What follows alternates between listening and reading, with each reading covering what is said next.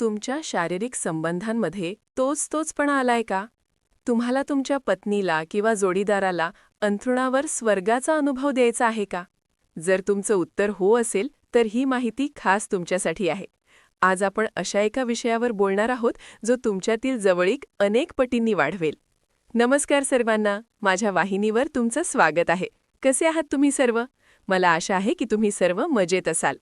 तर आज आपण मुखमैथुन करण्याच्या 3 खास पद्धती आणि तंत्रांबद्दल जाणून घेणार आहोत.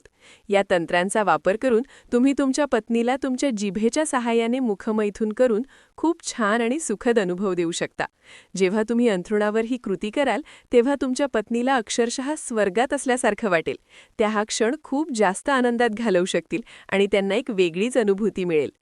लक्षात घ्या, हे तंत्र आणि ही माहिती खास त्यांच्यासाठी आहे ज्यांना मुखमैथुन करायला आवडतं.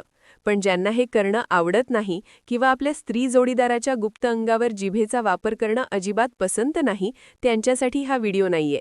त्यामुळे तुम्ही हा व्हिडिओ इथेच सोडून देऊ शकता. पण ज्यांना आपल्या जोडीदारासोबत मुखमैथुन करायला आवडतं, त्यांच्यासाठी ही माहिती खूपच उपयुक्त आणि आनंददायी असणार आहे. त्यामुळे व्हिडिओ शेवटपर्यंत नक्की बघा. यातली पहिली पद्धत किंवा तंत्र असं आहे, जेव्हा तुम्ही तुमच्या स्त्री जोडीदारासोबत मुखमैथुन करणार असाल आणि त्या बसलेल्या किंवा झोपलेल्या असतील, तेव्हा त्यांच्या पार्श्वभागाखाली 1 किंवा 2 उशा ठेवा.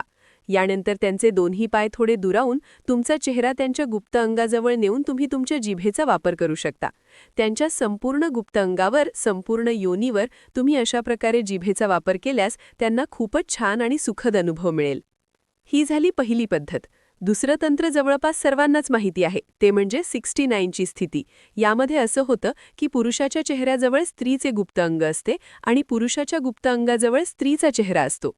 या पद्धतीने 69 ची स्थिती केली जाते. इथे दोन्ही जोडीदार एकाच वेळी एकमेकांना समाधान देण्याचा प्रयत्न करतात आणि एकमेकांना पूर्णपणे संतुष्ट करतात. तिसरं तंत्र खूप खास आहे. यामध्ये तुम्हाला स्त्रीच्या गुप्त अंगावर कोणत्याही अक्षराचा वापर करायचा आहे. बघा, बऱ्याच जणांना प्रश्न पडतो की तिथे नेमकं काय करावं, जीभ कशी लावावी किंवा तिथे कसे खेळावे, त्यांना काहीच कल्पना येत नाही. तर अशा वेळी तुम्हाला तुमच्या जिभेने तिथे असं एखादं अक्षर लिहायचे आहे ज्याचं लवकर शेवट होत नाही. जसं की तुम्ही एस, एम किंवा के सारखे आकार काढू शकता. असं कोणतंही अक्षर किंवा आकार काढू शकता ज्याचा शेवट नसतो. या पद्धतीने त्यांच्या योनीवर किंवा भगांकुरावर तुम्ही तुमच्या जिभेचा वापर करू शकता. जिभेने तिथे काहीतरी लिहिल्यासारखं स्पर्श केल्यास तुमच्या पत्नीला खूपच उत्तेजित आणि चांगलं वाटेल.